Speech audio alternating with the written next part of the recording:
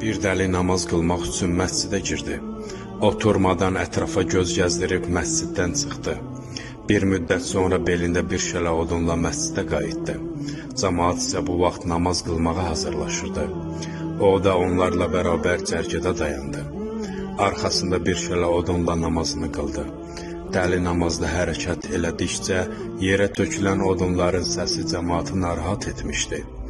Namaz qurtaranda cəmaatdan bəzisi deyindi, bəzisi də onu qınadı.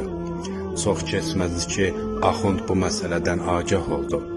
Dəli ilə eyni məhəllədən olduğuna görə onun yanına yaxınlaşan Axund, arxanda bir şələ odunla namaz qılmaq olarmı? Bu həm səni, həm də ətrafdakıları narahat elədi. Bir də yüklə namaza gəlməsən daha yaxşı olar, dedi. Bunu eşidən dəli mənalı baxışlarla Axundun üzünə baxdı və sizin adətiniz belə deyilmi, deyir. Axund, hansı adətimiz, deyə ondan soruşdu. Cəmaət isə maraqla onları seyr edirdi. Dəli, ey Axund, mən namaz qılmaq üçün məscidə girmişdim. Oturmaq üçün ətrafıma göz gəzdirəndə məsciddəkilərin hərəsinin belində bir yükün olduğunu gördüm. Fikirləşdim ki, yəqin burada adət belədir. Buna görə də bir şələ odun götürüb gəldim. Buna görə məni günahlandırmaq doğrudur. Axı hamının belində nə isə vardı.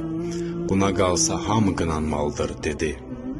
Bunu eşidən Axund təəccüblənərək, mənim çiynimdə də yük vardı, deyə soruşdu. Dəli, bəli, təkcə sənin yox, hamının yükü vardır, dedi. Cəmaət isə onun cavablarına gülürdülər. Bəziləri dəlidir, dəlidən bundan artıq nə gözləmək olar ki, dedilər. Bunu görən dəli irəli gələrək əli ilə oradakıları bir-bir göstərib ucadan, filan kəsin belində göygöz uşaq, filan kəsdə alma ağacı, filan kəsdə qırıq qapı, filan adamda bir qazan yemək, filan adamda qızardılmış toyuq, filan kəsin çiynində isə anası vardır. Deyəndən sonra əlini aşağı saldı və ümidsizcə, belində yük olmayan adam yoxdur ki, dedi. Cəmaət onun dediklərindən heyrətləndi. Hamı təəccüblə bir-birinin üzünə baxmağa başladı. Çünki dedikləri doğru idi. Namazda bəzisi uşağını, bəzisi də həyətindəki meyvə ağaclarını, kimi təmir edəcəyi qapını, kimisi də yeməkxanasında bişirəcəyi yeməyi düşünürdü. Biri ac olduğundan yadına qızarmış toyuq düşür.